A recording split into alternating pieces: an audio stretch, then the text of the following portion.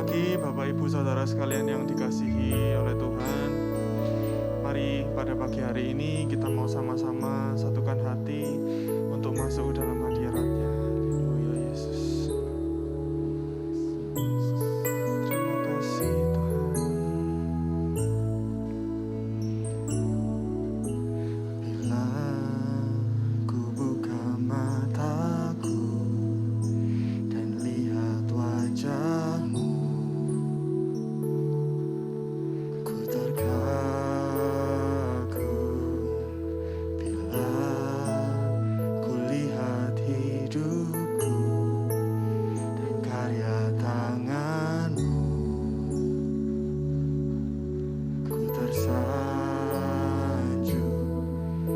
karena semua yang baik dalam hidupku itulah karya-Mu. Kau beri kesempatan yang baru dan ku ingin mengenal-Mu Tuhan lebih dalam dari semua yang ku kenal.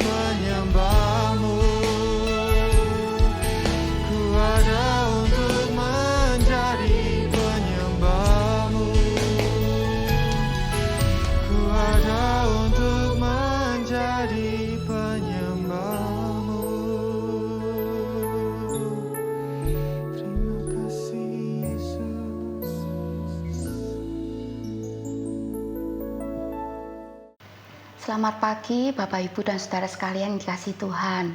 Kita berjumpa kembali dalam acara Morning Worship. Sebelumnya kita mau baca terlebih dahulu di dalam Filipi 4 ayat yang keempat. Bersukacitalah senantiasa dalam Tuhan. Sekali lagi kukatakan bersukacitalah. Nah Bapak Ibu, hari ini kita mau belajar bersama-sama mengenai arti sukacita. Ya. Nah, sukacita itu berbeda dengan senang. Ya, mengapa? Karena kalau senang itu hanya tergantung pada suatu situasi atau keadaan. Misalnya seperti ini.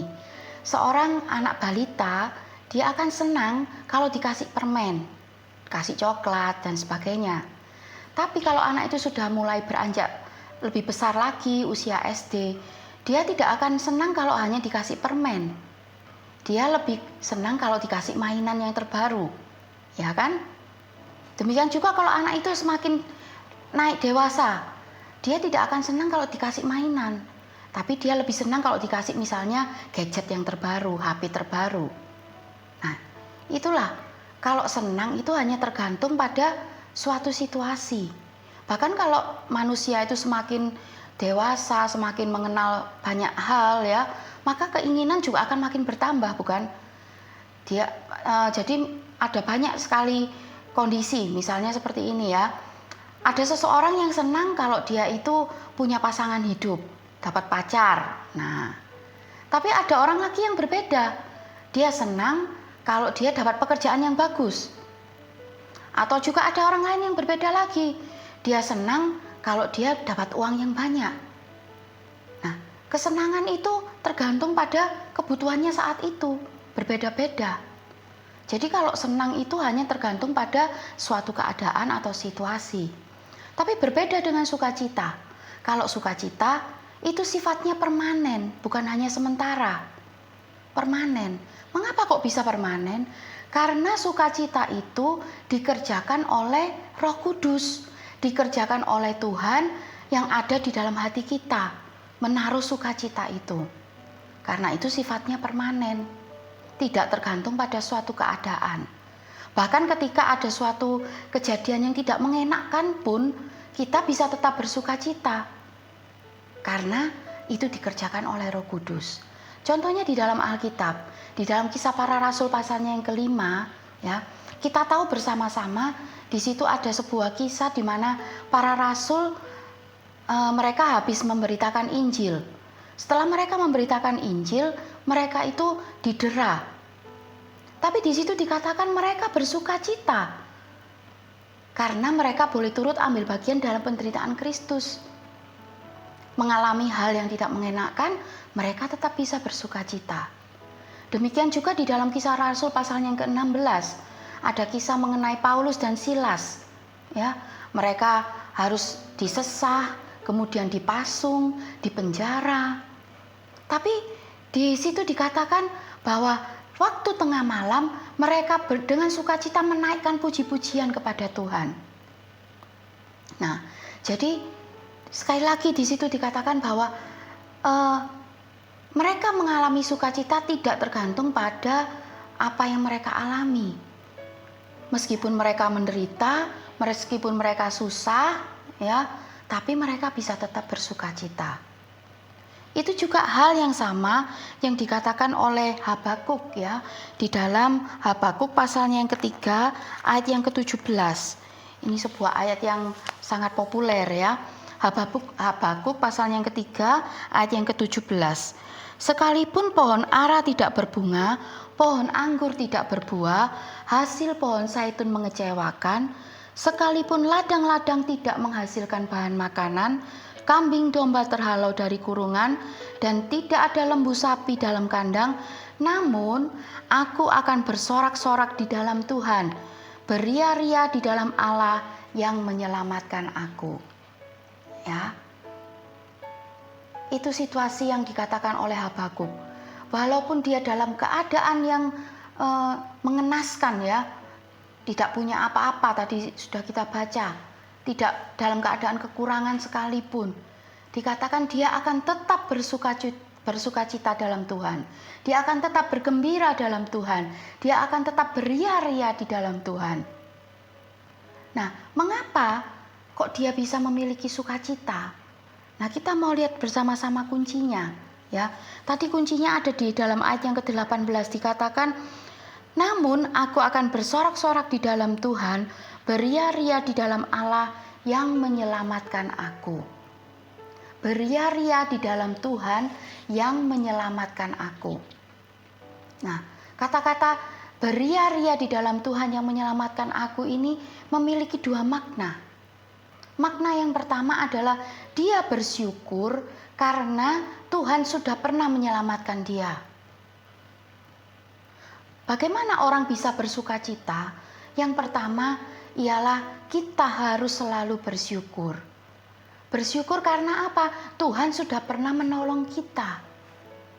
Mengucap syukur, mengingat setiap kebaikan Tuhan yang sudah pernah Tuhan kerjakan. Ya. Nah, kemudian yang kedua, makna yang kedua, beria-ria di dalam Allah yang menyelamatkan, itu berarti maknanya adalah kita percaya, beriman bahwa Tuhan juga akan terus menyelamatkan. Percaya, beriman bahwa Tuhan akan terus menolong dan memelihara kehidupan kita. Itulah yang akan mendatangkan sukacita. Ya, ketika kita bersyukur kepada Tuhan dan ketika kita punya iman, percaya bahwa Tuhan itu baik. Itulah kunci bagaimana supaya kita bisa memiliki sukacita. Tentu hal ini tidak bisa kita kerjakan hanya dengan kekuatan kita sendiri. Ya. Karena itu tadi yang pertama saya katakan bahwa sukacita itu dikerjakan oleh Roh Kudus. Karena itu kita mau bersandar kepada Roh Kudus. Minta kepada Roh Kudus supaya memenuhkan kehidupan kita dengan sukacita. Sama seperti yang dikatakan di dalam Roma pasalnya yang ke-15 ya. Ayat yang ke-13 di situ dikatakan, "Semoga Allah sumber pengharapan memenuhi kamu dengan segala sukacita dan damai sejahtera dalam iman kamu, supaya oleh kekuatan Roh Kudus kamu berlimpah-limpah dalam pengharapan." Ya. Roh Kudus akan mengerjakan sukacita di dalam kehidupan kita kalau kita datang meminta kepada sumber itu. Ya. Hari-hari ini kita mungkin mengalami banyak kesusahan, ada juga yang mengalami penderitaan, pergumulan, jalan buntu, membuat hal-hal yang membuat hati kita ini mungkin susah untuk bersukacita. Tapi firman Tuhan berkata, apapun keadaan kita, bersukacitalah.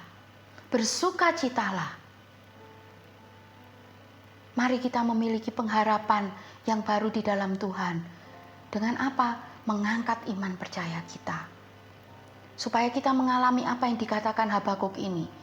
Sekalipun tidak punya ini, sekalipun tidak punya itu, sekalipun kehilangan ini, sekalipun kehilangan itu, kita bisa tetap bersukacita. Bersukacita di dalam Allah yang menyelamatkan kita. Percayalah bahwa ketika kita bersukacita, di situ ada jalan keluar. Ya, ada suatu ayat yang indah di dalam Mazmur pasalnya yang ke-37 ayat yang keempat, ya. Mazmur 37 ayat yang keempat dikatakan, "Dan bergembiralah karena Tuhan, maka Ia akan memberikan kepadamu apa yang diinginkan hatimu." Waktu kita bersukacita, di situ ada jalan keluar atas setiap permasalahan, atas setiap pergumulan kita. Ya, karena itu mari angkat iman kita dan kita mau tetap bersukacita dalam apapun yang terjadi dalam kehidupan kita. Percayalah, Tuhan pasti akan menolong kehidupan kita. Tuhan Yesus memberkati. Mari sama-sama kita berdoa. Tuhan Allah Bapa kami, saat ini kami bersyukur Tuhan atas firman Tuhan yang Tuhan berikan kepada kami. Tuhan tolong kami semua Tuhan, untuk pada hari-hari ini kami boleh memiliki sukacita di dalam Engkau Tuhan. Mari Roh Kudus Engkau memenuhi hati kami dengan sukacita, sehingga kami boleh memiliki firman yang hidup ini dalam kehidupan kami. Terima kasih Tuhan, terima kasih. Kami juga rindu Tuhan, kebahagiaan kami, sukacita kami boleh terpancar dan menjadi berkat untuk orang di sekitar kami Tuhan. Dan membawa banyak orang untuk mengenal Engkau lebih lagi Tuhan. Terima kasih Tuhan, terima kasih. Kami mengucap syukur hanya di dalam nama Tuhan Yesus Kristus. Haleluya, amin.